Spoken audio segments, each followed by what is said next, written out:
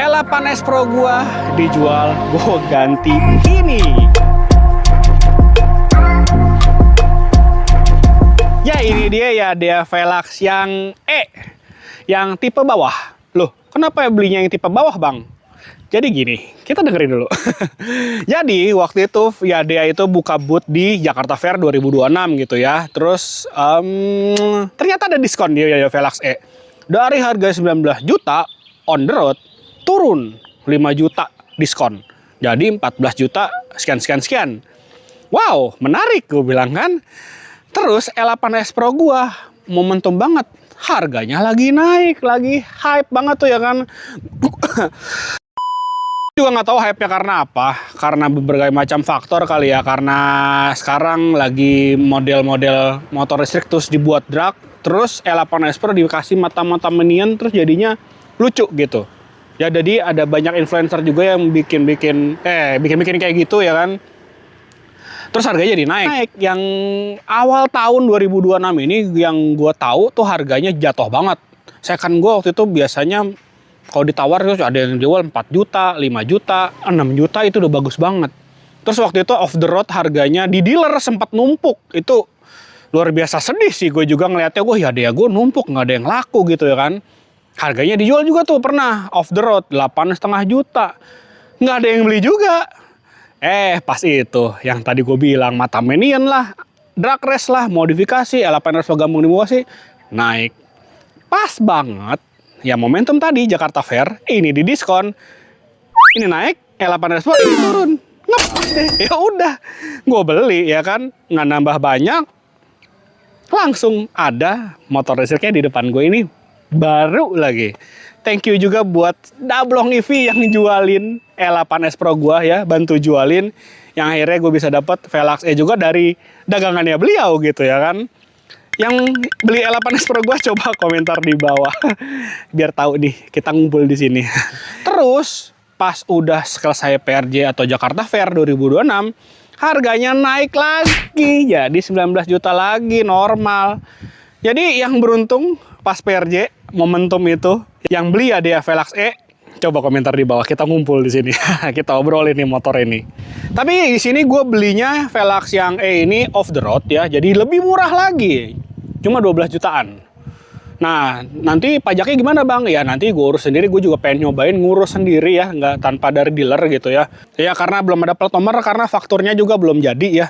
Jadi kita tunggu aja nanti seperti apa proses fakturnya dan nanti gue coba ke samsatnya. Ya jadi gini ya dia Velox E. Yang sebenarnya motor ini jadi gimana ya? Upgrade sih sebenarnya dari L8S Pro yang ke G6 atau enggak T9. Sebenarnya kalau yang produksi dulu ya dia pertama kali itu kan yaitu tadi G6, T9 sama L8S Pro. Semuanya spesifikasinya sama, cuma beda bentuknya aja. Nah, ini tuh kayak upgradean dari ketiga produk awal tadi ke ya dia Velox yang E. Ya ini kan pakai dinamonya 2000 watt, sama kayak G6, T9 sama L8S Pro. Terus juga pakainya masih pakai baterai Graphene yang 72 volt 38 Ah. Berat, yes di sini juga berat motornya. Tapi di sini ada beberapa upgrade ya, yang mungkin akan gue singkat aja biar nggak terlalu lama durasi videonya juga. Yang paling dikhawatirkan oleh pengguna G6, TR9 sama L8S Pro yang standaran ya, itu indikator dari baterainya. Ya kalau itu tahu sendiri kan, indikator baterainya kan kalau digas udah berapa persen turun, nanti naik lagi, penuh lagi, gimana sih baterainya kok bisa naik turun gini. Sementara kalau dia ada Velox E, ini sudah ada persenan baterainya dan sudah akurat. Gue nggak tahu ya pakai tambahan apa lagi. Kalau misalnya L8, T9, G6 itu perlu ada tambahan kayak voltmeter atau Supnova gitu ya, yang banyak yang sekarang dijual gitu. Harus pasang-pasang lagi, cabut kabel lagi, yang mungkin garansinya void gitu ya. Tapi kalau ini enggak, jadi semuanya standaran sudah seperti ini. Terus yang upgrade lagi yang menurut gua gitu ya, L8 jongkok, T9 di gua jongkok, ya mungkin tingginya di bawah 179 sih enggak. G6 agak lumayan. Kalau VDA Velox E ini, nih tuh posisi ridingnya tinggi 179 cm itu nggak jongkok. Kalau misalnya gue belokin nggak mentok, tuh ya mentok ke sini lah. Tapi nggak mentok gitu loh. Kita lagi duduk normal lagi ini kita belok patah, Ya seenggaknya kalau kita belok patah sih harusnya turun kaki ya, karena kita butuh keseimbangan, atau nggak gitu, kayak gini. Cakep, mantep. Nih kita coba ya. Dia ada dua mode berkendara, E sama S, yang dimana kita coba mendekat dulu. Jadi ada E sama S. Tuh, di 52 km, di baterai 85%, mode S 74. Dan dia ada cruise control ya, kalau kita nyalain di sini sambil digas, pencet aja sekali, tuh dia bakal narik tuh, gua nggak ngegas tuh. Dia bakalan ada cruise control ya, enak. Jadi pertombolannya sih ya segini-gini aja lah, standar aja, cuman bedanya ada cruise control di sini. Nah, untuk tenaga, ini sih yang gue bilang tenaganya sama L8S Pro Gen 6 sama T9 hampir sama lah, karena spesifikasinya kan ini 2000 watt. Terus baterainya 72 volt 38 Ah. Jadi dia beratnya tuh di tengah sini ya, karena baterainya di bawah sini, berdiri lurus. Jadi beratnya di sini. Cuman jangan coba-coba untuk ngangkat seperti ini. Coba kita lihat ke sini dulu. Hai. Jangan coba-coba untuk angkat begini nih. Turun bro lo, sumpah. Ini X-Max kali ya, sama N-Max, X-Max lah. X-Max sih kayaknya. X-Max aja susah untuk diangkat. Ini lebih susah lagi karena ya kita tuh ada baterai di tengah sini yang hampir 60-an kilo, terus ada dinamo di sini, ya kan? Ya mesinnya kan di sini gitu ya, cup drive. Wah, jangan dah, lu udah jangan angkat ini, makanya pakai mundur aja. Tuh, di mundur aja tuh bisa aman tuh. Jadi kalau mau ngangkat bilang ke kang parkir, bang, jangan diangkat ya motor saya, berat. Nah, kita cobain ya. Oh ya, di sini juga dia ada pas beam nih kayak gini. Ada tombol-tombol pas beam. Tuh, berasa kayak moge-moge ya. Tuh, mantap kan? Berasa kayak moge-moge gitu. Oh iya, dia juga ini dan dia juga pakai ring depan 14 dan belakang juga 14. Jadi dinamonya kayak gini ya. Jadi dinamonya ini hub drive, tapi dia masih terlindungi si mesinnya itu sama palang yang kecil gitu. Jadi tidak, kalau L8S Pro kayak gua gitu kan peang, dia langsung kena sama si dinamonya sama pelak-pelaknya gitu ya. Kalau ini kayak dinamonya di tengah, terus ada palangnya lagi di pinggirannya gitu. Jadi ya kelihatannya masih aman lah, nggak langsung kena si up drive-nya. Jadi ringnya 14 sama depan 14. Double cakram juga. Yuk coba kita jalan. Kayak gini posisi ridingnya juga enak, tangannya relax. Untuk tenaga ya so-so lah. L8S tenaganya ya karena baterainya Graphene 72 volt, dinamo 2000 watt. Kita lurus dulu, coba jalan ya. Dia emang kalau dari deck jadi nggak tebel sih. Ya walaupun kelihatannya sebenarnya tebel banget sih decknya. Cuman dia aman sih kalau untuk tuh. Sebenarnya bisa lagi direndahin kalau misalnya enak gitu ya. Jadi kakinya jadi lebih ke bawah gitu.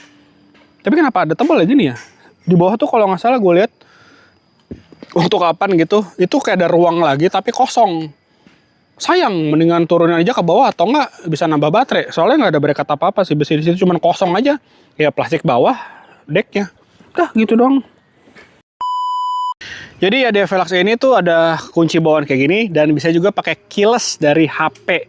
Nah, kalau keyless dari HP ini kalian bisa scan, ada barcode di motornya sendiri, nanti masuk ke aplikasinya ada ya, habis itu scan, bind scooter gitulah. Nah, ini bisa dikunci nih. Tapi agak-agak gimana ya, worry juga ya kalau kita ketinggalan motornya, maksudnya naruh HP tuh di bagasi motor, itu jangan sampai. Karena kenapa? Kalau misalkan kuncinya ini jadi koneksi sama Bluetooth ya. Oke. Kita taruh dulu HP-nya di sini. Jadi ini hati-hati buat pengguna ya DFLX nih, taruh gini HP. Gue nggak bawa kunci, misalkan kuncinya gue lempar sini gitu. Oke, kunci gue lempar. Ini kalau biru nyala begini, artinya motor tuh, jadi ada lampu di sini ya. Bukan ngedip, artinya motor sudah terkoneksi. Di sini di speedometer juga ada Bluetooth nyambung. Ini ada Bluetooth-nya di sini ya, tuh. Apa namanya ininya, kuncinya nyala, bisa dinyalain, pencet begini doang sampai bunyi tot, nyala kan. Padahal HP-nya di dalam. Kalau misalnya HP-nya gue jauhin, nih HP gue jauhin dulu ya, kita rekam tuh, nih HP di sini gue jauhin, jadi bisa diatur juga jauhnya bisa 1 apa 2. Ini gue jadiin dulu ke 2 deh. Ke 1 nih udah pakai yang near. Udah. HP gue taruh sini, jauh ya lumayan. Dan sampai ada orang. Nah ini tuh ngedip tuh. Oh jadi nggak bisa dinyalain kayak gitu ya, karena HP-nya jauh tuh. Ini Bluetooth-nya gue ngedip ya. Nah ini aman, nggak bisa diputer-puter. Jadi HP-nya kalau dekat terus kalian ketinggalan HP-nya di bagasi, sebenarnya jangan sih. Kayaknya HP di bagasi itu berarti kalian lagi naik motornya sih ya. Harusnya begitu. Cuman takutnya, HP gue di mana ketinggalan gini. Kalau orang tahu, jadi tahu deh tapi orang. Ini gue kasih tahu aja buat ya dia pengguna ya dia Velox ya. Tuh. Nyala. Jadi koneksinya emang enak banget sih, pakai HP aja kalian gak usah bawa kunci tuh bisa. Nah untuk bagasi, gue juga suka ya dia Velox ya tuh seperti ini ya. Nah ini ada apa namanya? Ada chargeran. Chargerannya 72 volt seperti ini, lumayan besar ya. Tuh. Dan terus dia pakai yang 6 ampere tuh, chargerannya 6 ampere gitu. Seperti ini. Terus dia ngecasnya ada di sini. Tuh, ngecasnya ada di sini, bukan di luar sana, jadi di dalam sini. Jadi baterainya chargerannya bisa taruh di dalam. Terus ini ada pipihan gini buat kabel keluar. Terus di sini juga ada lampu buat bagasi dan lampunya cukup terang gitu ya. Nah, bagasinya seperti ini. Kalau yang ada Velox yang H gitu ya, dia ada baterai nongol gitu ya, kayak kurang gitu bagasinya. Walaupun emang di bagian sini itu agak lebih ke dalam, tapi ada baterai nongol kurang kalau menurut gua. Terus kalau baterai bagasi yang ada Velox U, dia lebih rata dan bisa dibuka, dan di bawahnya ada baterai 2. Sementara kalau ada Velox yang ini kayak normal-normal aja gitu bagasinya gitu ya. Ya gede lumayan nih. Cuman emang nggak bisa muat helm sih kayaknya. Iya nggak bisa. Dan dia letak baterainya ada di bawah sini, di bawah bagasi. Baterainya itu nanti gue liatin aja videonya. Jadi baterainya itu ya SLA ya, Graphene 7238AH. Dia tuh baterainya ditumpuk 3 di bawah, 3 di atas. Kalau buat teman-teman yang tahu, baterai dia itu gede. Kotaknya gede. Dan kalau misalnya nanti rakit, mungkin gue ada rencana ya. Kalau ntar ada rezekinya juga sama istri, kayaknya rakit baterai enak nih ya, gitu-gitu ya kata istri gue. Bisa sih. Nah, coba komentar di bawah yang teman-teman yang udah punya ya dia Velox gitu ya. Udah ada yang merakit baterai, muat berapa AH sih di sini jadi ya dia Velox ini. Karena untuk baterai dia sendiri kalau ditumpuk gini, ini pun ditumpuk nggak tumpuk tempel, tumpuknya ada jarak gitu ya. Jadi jarak karena di sini ada kabel, terus di sini juga ada casing gitu ya. Nah di atasnya itu baru si baterainya lagi. Ada baterai lagi, terus di sana juga di atasnya ada casing ketutup lagi.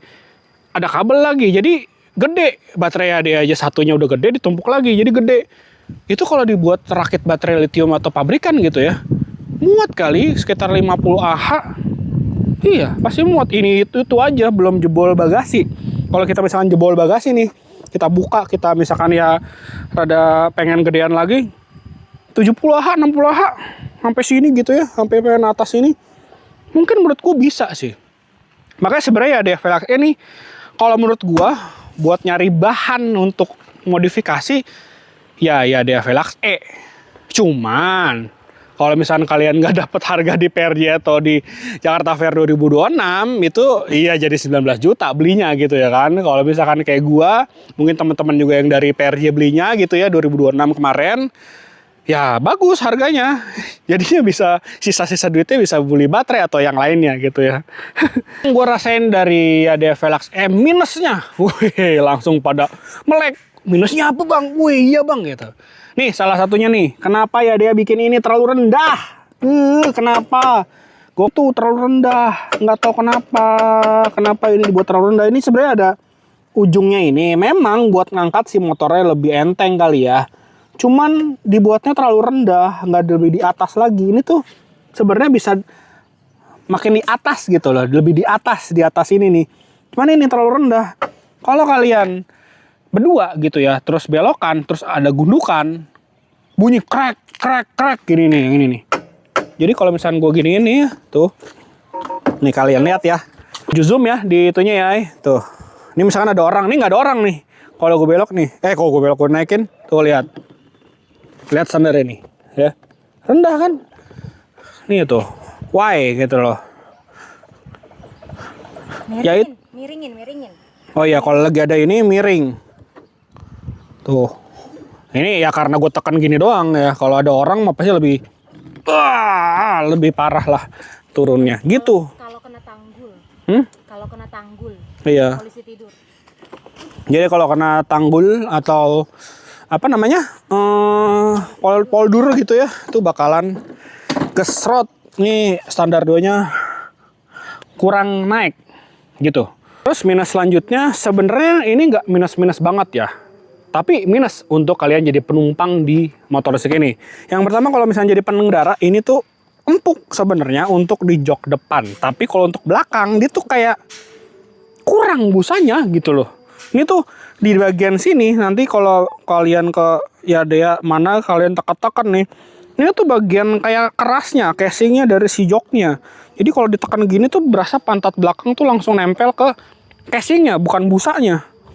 Harusnya dibuat casingnya tuh di bawah aja gitu. Nih busanya aja gitu. Dan ini cukup tipis ya. Ini istri gue selalu ngomel kalau misalnya naik motor ini tuh joknya keras. Pas gue cobain duduk di belakang, ya begitu juga gitu. Ada bagian keras di bagian sini nih. Yang harusnya nanti bisa ditebelin lagi gitu loh. Walaupun dia dijaga bagian untuk pengendaranya tuh enak. Cuman bagian di penumpangnya tuh agak kurang.